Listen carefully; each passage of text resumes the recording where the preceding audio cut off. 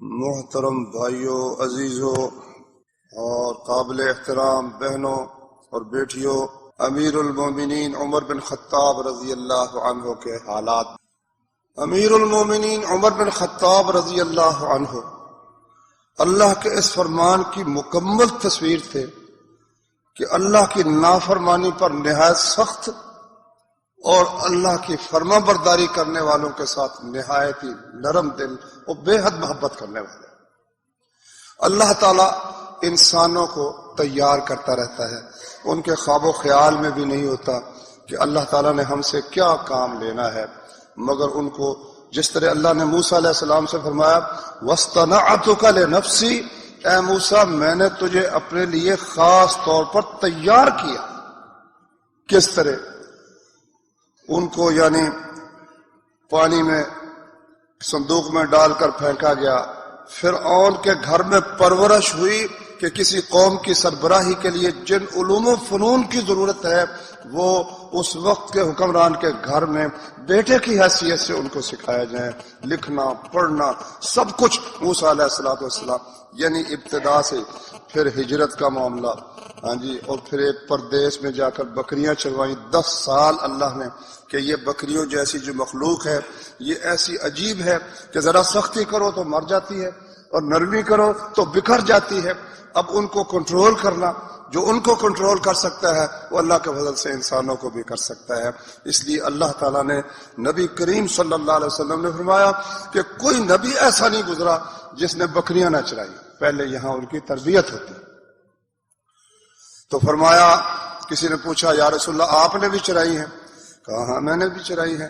مکے والوں کی کسی کی بکریاں تھیں، اپنی تو غربت تھی، بے پناہ غربت تھی، والد فوت ہو گئے، والدہ بھی فوت ہو گئی، تو چچے کے گھر تھے، چچا بھی غریب تھا، خاندانی شرافت بڑی تھی، روب بھی بڑا تھا، عزت بھی بہت تھی، مگر غربت تھی۔ تو اس غربت میں یتیم بھتیجے کا بھی ان پر بوجھ تھا، بھتیجے نے بچپن میں ہی بکریاں چرانی شروع کر دی، اور میں چند قیرات میں لیتا تھا، بکریاں چراتا تھا۔ تو یہ لوگ جو تھے رسول اللہ صلی اللہ علیہ وسلم کے ساتھی، جاہلیت میں ان کی بہت اللہ تعالیٰ نے تربیت کر دی تھی اور اس کام کے لیے تیار کر دیا تھا جو ان کے سر پر اللہ تعالیٰ نے ڈالنا تھا، وہ شروع سے لے کر ان کی تربیت ایسی ہوئی۔ امیر المومنین عمر بن خطاب رضی اللہ عنہ یہ بنو عدی قبیلے کے تھے، اور 10ویں باب پر کعب بن لؤی رسول اللہ صلی اللہ علیہ وسلم کے بھی 10ویں دادا، یعنی حضرت عمر کے 10ویں دادا ہیں، اور نبی کریم صلی اللہ علیہ وسلم کا نسب بھی کعب بن مالک سے جا کر ملتا ہے، کعب بن لؤی سے۔ تو والدہ ان کی وہ بنو مخزوم سے تھی، یعنی ابو جہل اس کا چچا ذات بھائی تھا۔ بعض تو کہتے ہیں کہ ابو جہل ماموں تھا، سگا ماموں نہیں تھا، یعنی حضرت عمر کی والدہ اور جو ہے وہ چچا ذات بہن تھی ابو جہل کی، یہ رشتہ ان کے ساتھ بھی تھا، ابو جہل کے ساتھ۔ خالد بن ولید بھی بنو مخزوم سے تھے، ان کے ساتھ بھی رشتہ تھا جناب امیر المومنین عمر بن خطاب کا۔ بہرحال قریش سے کوئی نہ کوئی کہیں نہ کہیں کچھ ان کا تعلق بنتا تھا، جیسے کہ رسول اللہ صلی اللہ علیہ وسلم کا ہر خاندان سے کوئی نہ کوئی تعلق تھا۔ تو اللہ تعالیٰ نے ان کو بڑا قد عطا کیا تھا۔ کہتے ہیں، لکھا ہے کتاب میں، کہ جب کسی مجمع میں ہوتے تو اس طرح نظر آتے تھے جس طرح دوسرے لوگ پیدل جا رہے ہیں اور یہ شخص کسی سواری کے اوپر سوار ہے، اتنا قد تھا، بڑا اونچا قد تھا امیر المومنین۔ کئی لوگوں نے ایک بات بنائی ہوئی ہے، کل طویل احمق الا عمر، ہر لمبے قد کا آدمی بیوقوف ہوتا ہے سوائے عمر کے۔ یہ بالکل ہی فضول بات ہے، کئی لمبے لمبے لوگ بڑے بڑے ذہین گزرے ماشاءاللہ۔ قیس بن سعد تھے، اتنا قد تھا اس کا، صحابی رسول ہیں، جھنڈا نبی صلی اللہ علیہ وسلم کا ان کے ہاتھ میں ہوتا تھا، بڑا قد تھا، اتنا قد تھا اس کا کہ ایک دفعہ رومیوں کے بادشاہ نے ایک اپنا بہت لمبا آدمی بھیجا کہ لو جی اس کے مقابلے کا کوئی بندہ ہے تو لاؤ۔ امیر معاویہ کا زمانہ تھا، انہوں نے پیغام بھیجا قیس کو، بھائی تم یہاں آؤ۔ وہ آ گئے، ہاں جی کیا بات ہے؟ کہتے ہیں یہ انہوں نے لمبا آدمی بھیجا ہے مقابلے کے لیے. تو مجلس میں ہی اس نے اپنی قمیص اتاری. قمیص اتار کر کہا لو پہنو اس کو. اس نے پہنی تو وہ قمیص اس کے پاؤں کو جا لگی. پھر اس نے کچھ شعر کہے. اس نے کہا کہ میں مجلس میں میرا ضمیر برداشت نہیں کرتا کہ میں قمیص اتار کر جسم ننگا کروں، لیکن میں نے اس لیے سب کے سامنے قمیص اتاری کہ کوئی یہ نہ کہے کہ یہ قمیص عاد قبیلے کے کسی آدمی کی گھر میں پڑی ہوئی تھی اور وہ اس نے بھیج دی ہے. اس لیے میں نے سب کے سامنے اپنی قمیص اتار کر لوگوں کے سامنے مقابلہ کیا. بڑے بہت ذہین بھی تھے، عقل مند بھی تھے. کوئی ایک گزرا ہے، بے شمار لوگ ایسے گزرے. حضرت عباس کا قد بڑا تھا. جب وہ گھوڑے پر بیٹھتے تھے ٹانگیں نیچے لگتی تھی. حضرت عباس رضی اللہ عنہ بڑے گزرے ہیں ماشاءاللہ. تو بہرحال سر کے بال کو تھوڑے سے آگے سے اڑے ہوئے تھے. رنگ گندمی تھا. ایک روایت میں یہ بھی ہے کہ سفید تھا، لیکن جو زیادہ صحیح ہے وہ یہ گندمی رنگ تھا. خوبصورت شکل، نقش بہت خوبصورت تھے حضرت عمر رضی اللہ عنہ. اور مونچھیں وہ یہاں جو ہے نا مونچھوں کے کنارے پر مونچھیں رکھی ہوئی تھی. جب غصہ آتا نا تو ان کو مروڑتے تھے. غصہ آتا تھا پھونکے بھی چوں بھی کرتے تھے. جب غصہ آتا تھا تو پھر بڑا ہی غصہ آتا تھا. اتنا غصہ پھر کہتے ہیں ایک دفعہ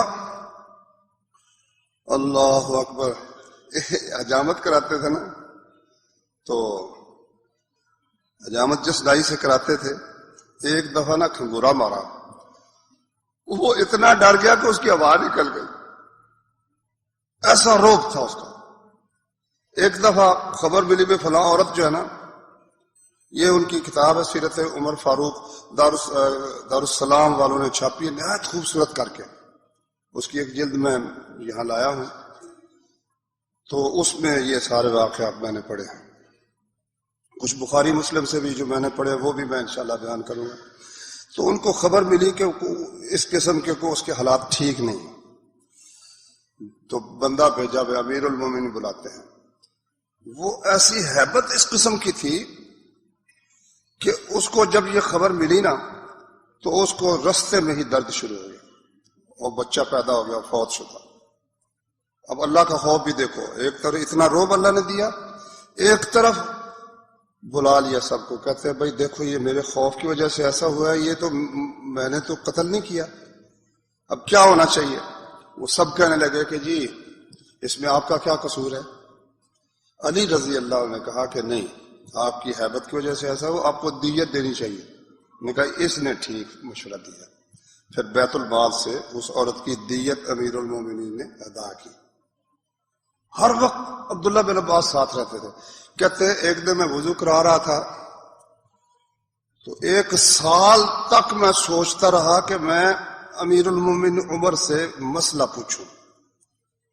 تو سال کے بعد میں نے وضو کراتے ہوئے موقع پایا تو میں نے کہا کہ جی میں نے آپ ایک مسئلہ پوچھنا ہے. تو کیا مسئلہ ہے؟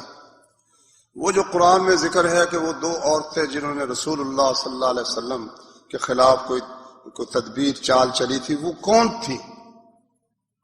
اور میں سال ہو گیا آپ سے نہیں پوچھ سکا. کہ افسوس ابن عباس، تجھے جب ضرورت ہو مجھ سے پوچھ لیا کر. پھر وہ قصہ سارا بیان کیا کہ وہ ایک عائشہ تھی اور ایک حفصہ تھی رضی اللہ عنہما. سورہ تحریم میں وہ واقعہ سارا اللہ نے ذکر کرنا. تو کہتے ہیں میرا والد بڑا سخت گیر تھا. وہ مجھے اس نے اونٹ چرانے پر لگا دیا. اب اونٹ چراتا جب میں تھک کر کبھی بیٹھ جاتا تو مجھے نہایت بے دردی کے ساتھ مارتا. آخر وہ بھی عمر کا باپ تھا تو وہی خصلتیں اس میں بھی موجود تھیں. تو لکڑیاں کٹھی مجھ سے کرواتا اور میں اونٹ بھی چراتا تھا. اپنی خالہ تھی بنو مخزوم سے جس کا میں نے ذکر پہلے بھی کیا. ان کی والدہ بھی بنو مخزوم سے تھیں تو خالہ بھی ان کی بکریاں بھی چراتا تھا. تو وہ مجھے کبھی کوئی کشمش دے دیتی 1 مٹھی، کبھی مجھے کوئی کھجوریں دے دیتی. بس یہ گھر کی حالت یہ تھی.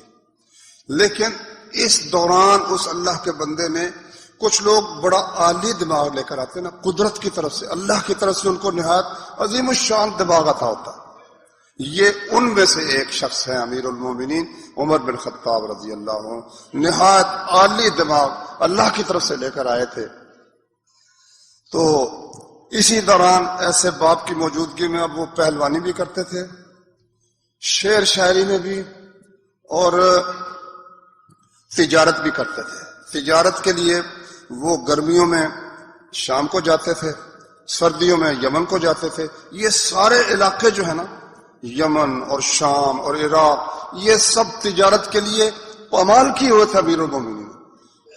اس لیے جب فوجیں گئی نا شام میں، تو مدینے میں بیٹھا ہوا امیر المومنین وہ نقشہ پھیلا کے بیٹھا ہوا ہے، اور سب کو حکم یہ ہے کہ جب تک میں آرڈر نہ دوں کسی طرح تم نے آگے نہیں چلنا۔ یہاں سے وہ نقشہ بنا کر، اور وہ کہتے ہیں وہاں سے بھی مشورہ آتا ہے کہ اس طرح کس طرح ہم کریں۔ امیر المومنین یہاں سے بیٹھ کر ان کو بتاتے ہیں کہ آپ اس طرف سے حملہ کریں، اس طرف سے حملہ کریں، اس طرف سے حملہ کریں۔ تو یہی بات، اور لکھنا بھی سیکھ لیا۔ عرب کے لوگوں کو، خصوصاً مکے کے لوگوں کو لکھنا نہیں آتا، امی تھے، ان پڑھ تھے، لیکن ان میں یہ بھی وصف تھا کہ وہ لکھنا پڑھنا بھی جانتے تھے۔ اس لکھنے پڑھنے کی جب خلیفہ بھی بن گیا نا، خلیفہ بنے، تو میں نے پڑھا ہے کہ جب مجاہدین جو گئے ہوتے نا، ان کے خط آتے ہیں۔ ڈاک کا نظام تھا بڑا زبردست، ہر 12 میل کے فاصلے پر ایک چوکی، اس چوکی میں گھوڑے تیار، مدینے سے ڈاک چلی ہے، پھر آگے ہر علاقے کے لوگ وہاں ڈاک پہنچا رہے ہیں۔ تو ایک شاہ سوار گھوڑے پر سوار ہوتا، پوری رفتار کے ساتھ 12 میل اس کو دوڑاتا، اور اگلی چوکی پر پہنچ کر وہ گھوڑا اور وہ جو سوار ہے وہ اتر جاتے ہیں، اگلا گھوڑا بالکل تیار ہے، وہ سارے تھیلے لے کر آگے چل پڑتا ہے، اس سے آگے وہ دنوں کا سفر جو تھا وہ گھنٹوں میں طے کر کے پہنچا دیتے تھے۔ اچھا، تو جو خط آتے نا مجاہدین کے، وہ خود ایک ایک مدینہ شریف میں ایک ایک گھر پہنچاتے ہیں۔ ان کو کہتے بھی اگر تم پڑھ سکتی ہو ٹھیک ہے، ورنہ تم پردے کے پاس آؤ، میں تمہیں پڑھ کر سناتا ہوں۔ پھر جب ڈاک جانی ہوتی نا، پھر ایک ایک گھر جاتے ہیں، ان کو کہتے ہیں کہ اگر تم نے جواب لکھ لیا تو دے دو، اگر نہیں لکھا تو میں یہاں باہر کھڑا ہوں، تم مجھے لکھواؤ، میں لکھ کر جواب بھیج دیتا ہوں۔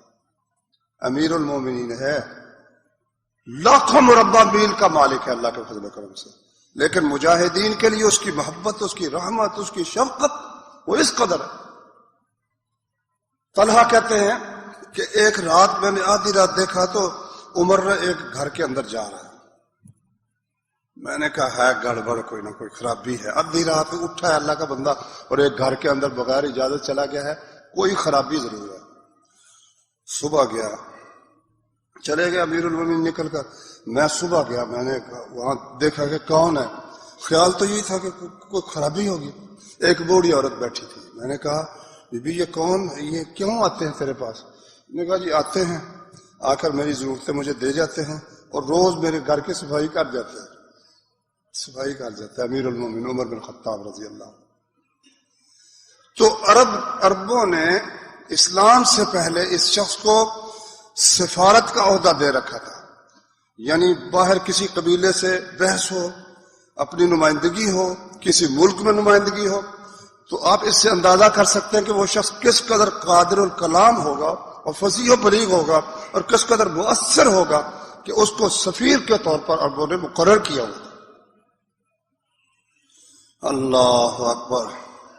حدیث میں آتا ہے ایک دن امیر المومنین عمر بن خطاب رضی اللہ عنہ نے کہا بھائی لوگوں جمع ہو جاؤ، لوگ جمع ہو گئے، ممبر پر چڑھ گئے، خطبہ پڑھا، کہنے لگے ایک وہ وقت تھا میں اونٹ چراتا تھا اور میرا باپ خطاب مجھے بری طرح مارتا تھا، اور میں اپنی خالہ کی بکریاں چراتا تھا، مجھے کوئی ایک مٹھی کشمش مل جاتی تھی یا کبھی کھجوریں مل جاتی تھی، اور آج وہ وقت ہے کہ آسمان سے نیچے میرے اوپر کوئی شخص مجھ سے اوپر نہیں ہے، اللہ تعالیٰ نے مجھے سب پر فوقیت عطا فرما دی۔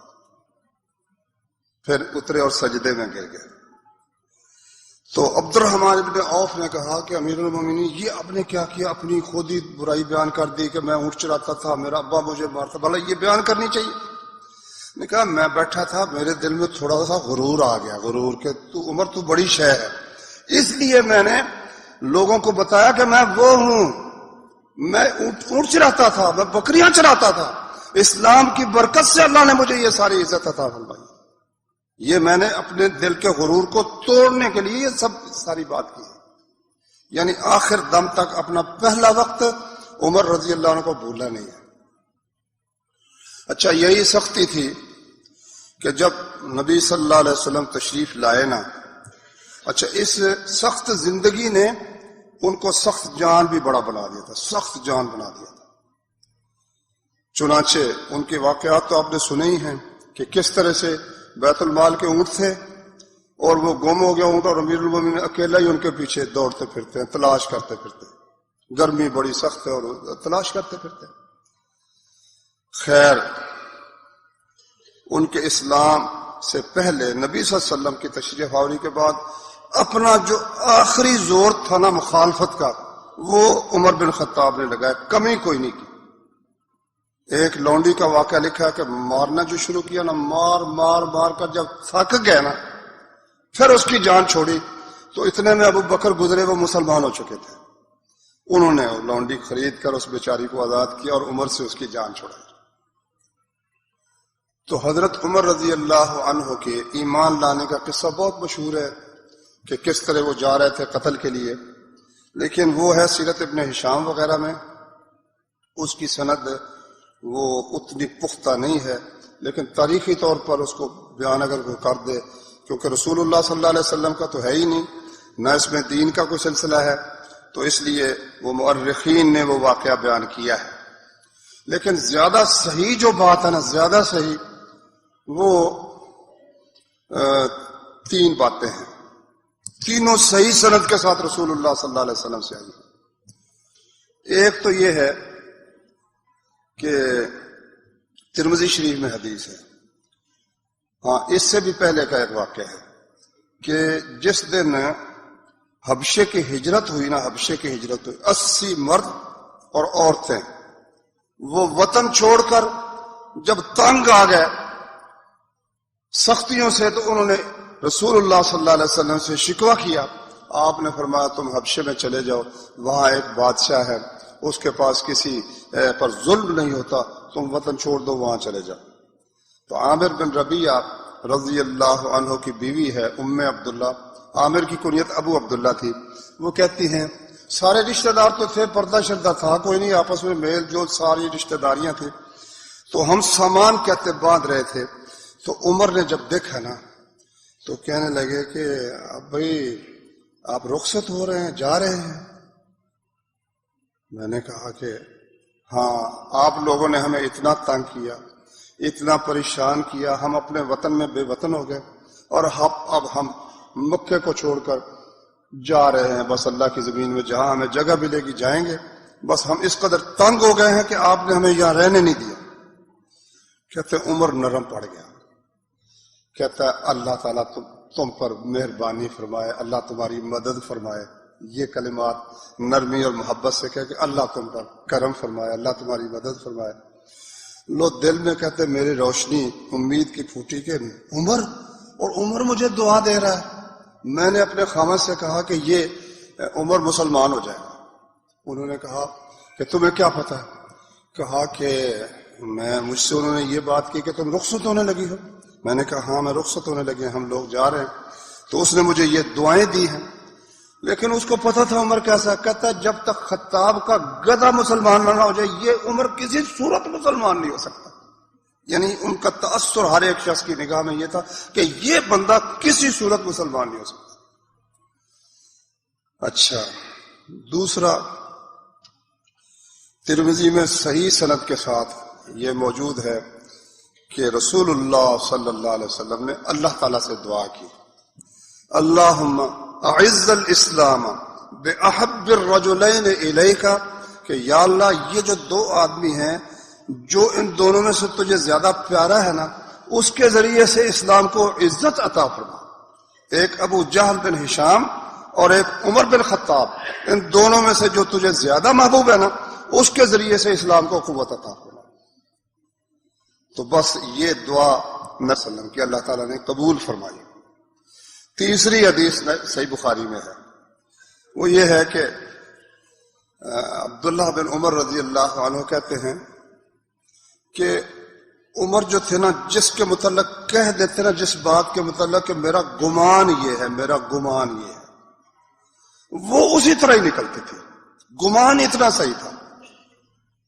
چنانچہ جب مسلمان ہو گئے تو رسول اللہ صلی اللہ علیہ وسلم نے آپ کے متعلق فرمایا کہ پہلی امتوں میں کچھ لوگ محدث ہوتے تھے، ایک تو محدث ہوتا ہے نا، ایک محدث میں نے بات بیان کرنے والا، حدیث بیان کرنے والا۔ محدث وہ جس کو بات بیان کی جائے، بتائی جائے۔ تو فرمایا کہ یہ وہ لوگ تھے کہ نبی نہیں تھے مگر اللہ کی طرف سے ان کو بات بتا دی جاتی تھی، ان کے دل میں بات ڈال دی جاتی تھی۔ اگر میری امت میں کوئی شخص ہو تو وہ عمر بن خطاب ہے، رسول اللہ صلی اللہ علیہ وسلم۔ ایسی صحیح سوچ والا انسان تھا۔ تو عبداللہ بن عمر کہتے ہیں کہ میرے والد صاحب جب کہہ دیتے نا میرا گمان، میرا خیال یہ ہے، وہ اسی طرح ہی بات نکلتی تھی۔ ایک دن ایک آدمی گزرا، بڑا خوبصورت بھی بہت اور لباس بھی شاندار۔ تو وہ حضرت عمر کہنے لگے کہ بھئی بات یہ ہے کہ یہ بندہ یا تو ابھی تک اندر سے مسلمان نہیں ہے، یا یہ یعنی جب خلیفہ تھے نا اس وقت کی بات ہے، یا تو یہ بندہ اندر سے ابھی تک کافر ہے، یا یہ ہے کہ اسلام لانے سے پہلے یہ کاہن رہا ہے، جو جن کا شیطانوں اور جنوں سے تعلق ہوتا ہے نا، وہ ہے، اس کو بلایا۔ یہ صحیح بخاری میں واقعہ موجود ہے۔ تو اس سے کہا بھائی یہ دو باتیں ہیں، یا تو ابھی تک تم اندر سے مسلمان نہیں ہو، کافر ہو، یا پھر اسلام سے پہلے تم کاہن رہے ہو۔ انہوں نے کہا جی دیکھو یہ کوئی بات ہے، میں مسلمان ہوں، میرے متعلق اس قسم کا خیال کیا جاتا ہے، آج تک کسی نے مجھ سے یہ بات اس قسم کی گفتگو نہیں کی جس قسم کی گفتگو آپ نے مجھ سے کی۔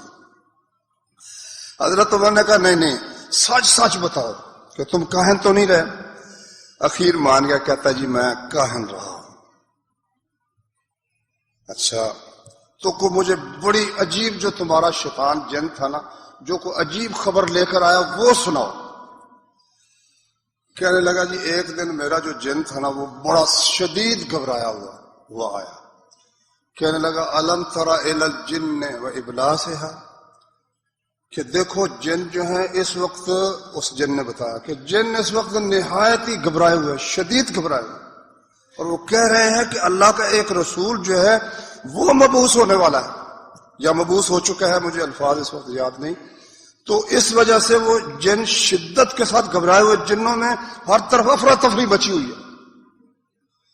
تو حضرت عمر کہنے لگے کہ یہ بات تمہاری ٹھیک ہے، مجھے بھی اس کا تجربہ ہوا ہے۔ کہتے ایک دن میں نا بتوں کے پاس تھا، بتوں کے پاس بیٹھا ہوا تھا، تو ایک بندہ آیا، اس نے ایک بچڑا ذبح کیا بتوں کے نام پر۔ اتنے میں ایک زبردست چیخ کی آواز نکلی، کہتا میں نے ایسی کبھی سنی نہیں۔ تو پھر مجھے ایک آواز آنی شروع ہوگی کہ یا جلیح امر النجیح، اے جلی، دوسرے جن کو وہ کہہ رہا تھا کہ قول رجل الفصیح، ایک فصیح آدمی ہے اور ایک نہایت کامیابی کی بات بیان کر رہا ہے، اور وہ یہ ہے کہ لا الہ الا اللہ کہہ لو۔ یہ آواز کہتا میں نے سنی۔ یہ بخاری شریف میں انہوں نے ذکر کیا، خود حضرت عمر رضی اللہ عنہ کا بیان ہے کہ جب اس نے وہ ذبح کیا نا اس گائے کو، تو یہ آواز میں نے سنی۔ تو واقعی تم ٹھیک کہتے ہو، رسول اللہ صلی اللہ علیہ وسلم کی تشریف آوری کے وقت واقعی جن شدید گھبرائے ہوئے تھے۔ اس کا مطلب یہ ہے کہ ان کے ذہن میں یہ خاکہ سارا موجود تھا، لیکن جب اللہ کے رسول صلی اللہ علیہ وسلم نے دعا کی کہ یا اللہ اسلام کو ان دونوں میں سے ایک شخص جو تجھے زیادہ پیارا ہے نا اس کے ساتھ عزت عطا فرما، تو وہ دعا بارگاہ الہی میں قبول ہوئی۔ تو اس سے معلوم ہوتا ہے کہ وہ واقعہ جو ہے نا، اگرچہ اس کی سند کمزور ہے مگر اس واقعے میں بھی اس نبی صلی اللہ علیہ وسلم کی دعا کا ذکر موجود ہے۔ اس لیے میں اس مناسبت سے وہ واقعہ سناتا ہوں۔ وہ سیرت ابن ہشام میں لکھا ہوا ہے کہ ایک دفعہ نا قریش کٹھے ہوئے، سارے جمع ہوئے کہ بھائی کوئی بندوبست کون ہے جو یہ روز روز کی کل ختم کرے اور محمد صلی اللہ علیہ وسلم کو قتل کر دے تاکہ قصہ تمام ہو۔ تو عمر بہادر تو تھے ہی، شیر بھی تھے، کہنے لگا میں یہ کرتا ہوں دوپہر کا وقت اور نکل کھڑے ہوئے اپنے ہتھیار لے کر تیر کمان جو بھی اسلحہ ہوتا ہے تو جا رہے ہیں. آگے سے نعیم ایک صحابی تھا رسول اللہ صلی اللہ علیہ وسلم کا. اس وقت جو لوگ مسلمان ہوتے تھے وہ اسلام ظاہر نہیں کرتے تھے, کسی کو پتہ نہیں ہوتا تھا کہ کون مسلمان ہے. میں نے اخبار میں پڑھا ایک دفعہ امریکہ کا کہ امریکہ کی جو ہے نا وہ حکومت کے کارندے وہ ٹھیک ہے القاعدہ سے بھی خوف زدہ ہیں, مگر سب سے زیادہ ان کو خوف ان نیلی آنکھوں اور سفید جلد والے لوگوں سے ہے جو ان کے کلیدی عہدوں پر بیٹھے ہوئے ہیں اور اندر سے مسلمان ہو چکے ہیں. امریکہ میں اس وقت یہ حال ہے, یعنی وہ اپنا اسلام ظاہر نہیں کرتے مگر اندر سے مسلمان, اللہ نے ان کو اسلام کی توفیق بخشی ہوئی ہے. تو وہ کہنے لگا کہ کدھر جا رہے ہیں؟ کہتا ہے آج محمد کو ختم کرنا ہے صلی اللہ علیہ وسلم.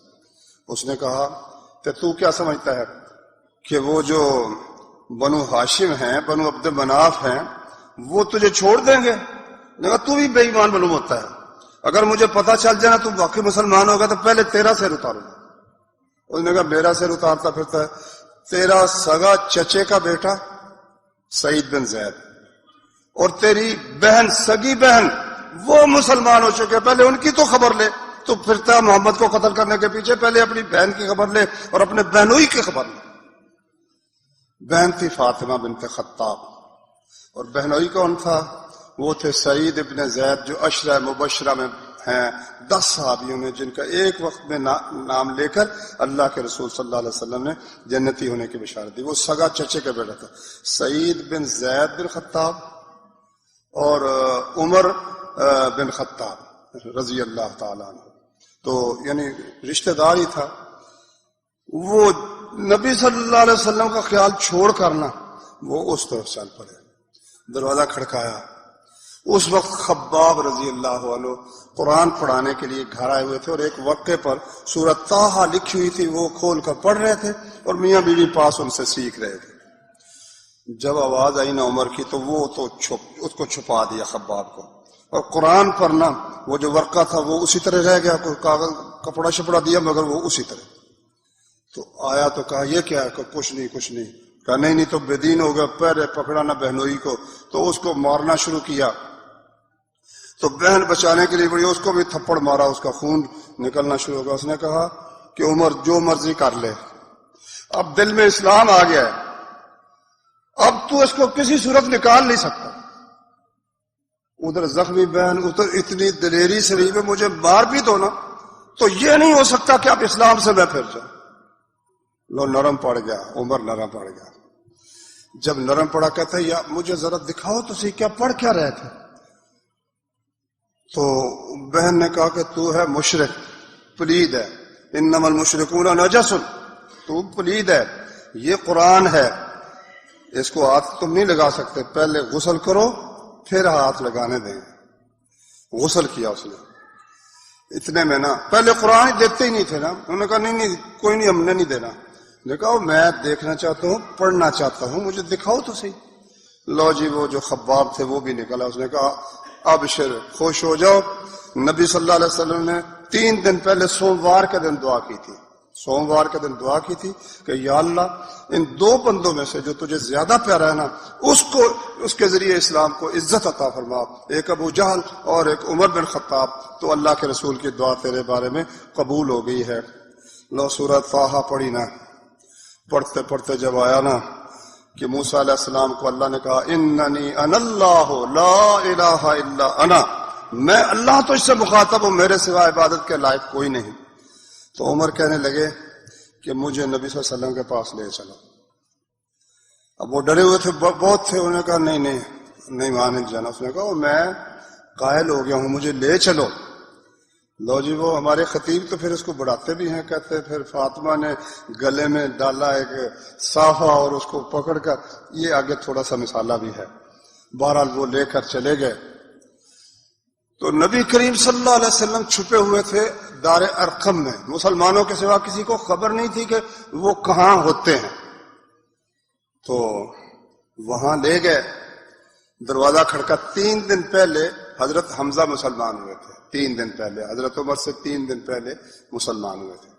دروازہ کھڑکایا تو جب انہوں نے دیکھا تو عمر ہے، سارے شدید خوف زدہ ہو گئے کہ پتہ نہیں کیا بنے گا، ہتھیار مکمل لگائے ہوئے ہیں، تیر کمان بھی ہے، نیزہ بھی ہے، تلوار بھی ہے. تو ایک عمر آیا، عمر آیا، عمر آیا. حمزہ بھی شیر تھا، اللہ کے رسول صلی اللہ علیہ وسلم نے یہ اسد اللہ، اللہ کا شیر ہے. اس نے کہا تو عمر آیا تو ہو کیا گیا، اگر انسان بن کر آئے گا تو ٹھیک ہے، مسلمان ہوگا تو، ورنہ اسی کی تلوار سے ہم اس کا سر اتار دیں گے، آنے دو اس کو. لو جی، دو بندوں نے پکڑ لیا، جب داخل ہونے لگے نا تو بازو سے پکڑ لیا تاکہ کوئی حرکت نہ کرے. نبی صلی اللہ علیہ وسلم نے یہاں سے پکڑ کر جھنجھوڑا، کہا خطاب کے بیٹے تو مسلمان ہوتا ہے کہ وہ اس عذاب کا منتظر ہے جو پہلے لوگوں پر آیا کہ تجھ پر وہ عذاب اترے. کہتا جی میں مسلمان ہونے کے لیے آیا ہوں. لو جی، آپ نے کہا اللہ اکبر، اور سب مسلمانوں نے اللہ اکبر کہا. وہ کب تک آواز اس تکبیر کی وہ کتابوں میں لکھا پہنچ گئے، مسلمان ہو گئے. مسلمان ہو کر کہنے لگے یا رسول اللہ ہم حق پر نہیں ہیں. بالکل حق پر ہے. اذا حییتم و اذا متم، اگر زندہ ہو تب بھی حق پر ہو، فوت ہو جو تب بھی تم حق پر ہو. کہ پھر چھپنا کیوں، جب حق پر ہے تو چھپنے کا کیا مطلب ہے، چلو چل کر سب کے سامنے نماز پڑھتے. لو جی نکلے، ایک صف میں تھے حضرت حمزہ، ایک میں حضرت عمر. معلوم ہوتا ہے یہ 2-3 دن بعد کی بات ہے، مسلمان ہونے کے بعد 1-2 اور بھی ان کے مار کے موجود ہیں. وہ یہ کہ مسلمان ہو گئے، اب کسی کو کیا پتا مسلمان ہو گیا. کہتے میری خواہش یہ تھی کہ میں نے دیکھا جو مسلمان ہے کسی کو مارا جا رہا ہے، کسی کو پیٹا جا رہا ہے، تو میں بالکل آرام سے ہوں. تو میں سب سے پہلے گیا اپنے ماموں کے گھر، ابو جہل. دروازہ کھڑکایا، وہ نکلا. ہاں کیا بات ہے بھائی؟ میں مسلمان ہو گیا ہوں. نے کہا واقعی؟ کہا بالکل. کہا نہیں یہ ٹھیک نہیں کیا تم نے. کہا کہ ٹھیک کیوں نہیں کیا؟ ٹھیک کیا نا. کہتا کہ اچھا تم. اس نے دروازہ بند کے پیچھے چلا گیا، واپس چلا گیا، کچھ نہیں کہا. پھر ایک اور سردار تھا، اس کا جب ہوا کھڑکایا دروازہ، وہ نکلا، میں مسلمان ہو گیا ہوں. اس نے کہا واقعی؟ واقعی. کہتا ہے ایسا تجھے نہیں کرنا چاہیے تھا. اس نے بھی دروازہ بند کر لیا، پیچھے ہٹ گیا. اچھا میں نے کہا بھائی اب لوگوں کو کیسے پہنچو، میڈیا کا بڑا، اب تو میڈیا جس کو اٹھا لیتا ہے. اس وقت کا میڈیا تلاش کیا عمر نے کہ میڈیا اس وقت کون ہے، سب سے زیادہ جو بات پھیلاتا ہے نا وہ کون ہے. انہوں نے کہا جمیل ایک شخص ہے، اس کو جو بات مل جاتی پھر وہ بڑی پھیلاتا ہے. اس نے اس کو بلا کر کان میں کہا جمیل ہے میں مسلمان ہو گیا ہوں. وہ سیدھا ہی گیا کعبہ شریف میں، مجلسیں لگی ہوئی تھی قریش کی، اور اس نے کہا خطاب کا بیٹا بے دین ہو گیا ہے، بے ایمان ہو گیا. لو جی لوگ، میں نے کہا بے ایمان، میں مسلمان ہو گیا ہوں، تو کہتا بے دین ہو گیا، میں مسلمان ہوں. مگر کون سنتا تھا. لوگ کٹھے ہو کر انہوں نے حملہ کیا نا، مارنے لگے. تو عتبہ بن ربیعہ کہتا میں نے پکڑ کر نیچے لٹا لیا اور اس کی آنکھوں میں دونوں انگلیاں چبھو دیا. وہ چاں چاں کرتا، سارے پیچھے ہٹ گئے، ایک بھی پیچھے، دوسرا بھی پیچھے. تو اس کو انہوں نے مجھ سے چھڑا لیا. اب جو آگے بڑھنا شروع کرتا نا دوسرا لوگ ٹھہر جا کے مرنا ہی ہے جا کے. لو جی کہتا ہے پھر وہ مجھے مارتے رہے، میں ان کو مارتا رہا شام تک. تھک تھکا کر کہتا میں بیٹھ گیا. میں نے کہا اچھا جو مرضی تمہاری کر لو. عبداللہ بن عمر کہتے ان کے بیٹے کہ میں چھت پر کھڑا تھا، میں یہ سارا منظر دیکھ رہا تھا. تو ساری خلقت بے شمار. اتنے میں ایک آدمی آیا، ریشمی اس نے لباس پہنا ہوا تھا اور بوٹے نکلے ہوئے تھے نقش و نگار اور بڑا خوبصورت اور معزز. میں نے کہا کیا ہوا ہے، کیا بات، کیوں کٹھے ہوئے؟ کہہ رہا خطاب کا بیٹا بے دین ہو گیا. تمہیں کیا ہے، جاؤ نکل جاؤ، کوئی اس کو کچھ نہ، خبردار کوئی نہ کہے. کہتے ہیں جس طرح بادل پھٹتا نا اس طرح سب لوگ چھوڑ کے نکل گئے. میں نے پھر ابا سے پوچھا بھائی یہ کون تھا؟ انہوں نے کہا یہ عاص بن وائل تھا. عاص بن وائل یہ یعنی آپ نے سنے ہوں گے عمر بن عاص مصر کے فاتح، عمر بن عاص ان کے والد تھے. عاص بن وائل کافر تھا. کہتا ہے میرے دل میں اس کی عزت کا ایسا نقش بیٹھا کہ عزت ہو تو ایسی ہونی چاہیے نا. پورے مکے میں اس کی اتنی عزت تھی، اللہ نے اس کے ذریعے سے عمر بن خطاب کی جان اس دن چھڑائی. پھر وہ واقعہ ہوا کہ کہا یا رسول اللہ چلو نماز پڑھیں. بخاری شریف میں ہے، عبداللہ بن مسعود کہتے ہیں کہ عمر کا اسلام لانا ہمارے لیے عزت کا باعث تھا. جس دن سے وہ اسلام لایا پھر دن بدن اسلام کی عزت بڑھتی ہی چلی گئی، بڑھتی ہی چلی گئی۔ 2 لائنوں میں کہتے ہیں ہم مسجد میں آ کر نماز نہیں پڑھ سکتے تھے، انہوں نے کہا یہ چھپنے والی بات کوئی نہیں، چلو لکھ لو۔ 2 صفوں میں، ایک میں حمزہ تھے سید الشہداء، نبی صلی اللہ علیہ وسلم نے حمزہ کو سید الشہداء کہا ہے۔ ایک لائن میں وہ، ایک میں عمر بن خطاب رضی اللہ عنہما جا کر کوئی مقابلے میں آیا، اسے لڑے اور وہاں جماعت کرائی، نماز پڑھی۔ تو جب ہجرت کا وقت آیا نا، نبی صلی اللہ علیہ وسلم سے پہلے کہتے ہیں کہ جا کر نا بیت اللہ شریف کا طواف کیا 7 چکر، رکعتیں پڑھی 2 رکعتیں پڑھ کر نا جتنے تھے وہاں بیٹھے سب کے پاس گئے، بھائی جو چاہتا ہے نا کہ اس کی اولاد یتیم ہو جائے اور اس کی بیوی بیوہ ہو جائے، یہ تو ہے حرم میں تو کچھ نہیں کرنا، مکے سے باہر فلانی جگہ پر میں کھڑا ہوا ہوں تو آ کر جو کرنا کر لے۔ لو جی وقت بھی بتا دیا، فلاں وقت پر میں فلاں جگہ ہوا، جس نے بچے یتیم کرنے ہیں اور بیوی کو بیوہ کرنا ہے آ جائے۔ 20 آدمی اپنے خاندان کے بھی، اپنی بیٹی بھی، بیٹا بھی، اور اسی طرح سے بہنوئی بھی، یعنی 20 آدمی لے کر، اپنے داماد کو بھی لے کر، امیر المومنین سب کے سامنے دن کی روشنی میں، جرأت نہیں پڑی کسی شخص کی کہ آگے بڑھے۔ یہ تھے امیر المومنین عمر بن خطاب رضی اللہ تعالی عنہ۔ تو باقی ان کا انشاءاللہ العزیز میں اسلام لانے کے بعد جو اللہ تعالیٰ نے ان سے کام لیے، بات وہ بہت لمبی ہے اور وہ سمٹ نہیں سکتی۔ اللہ تعالیٰ سمجھنے کی، عمل کرنے کی توفیق عطا فرمائے۔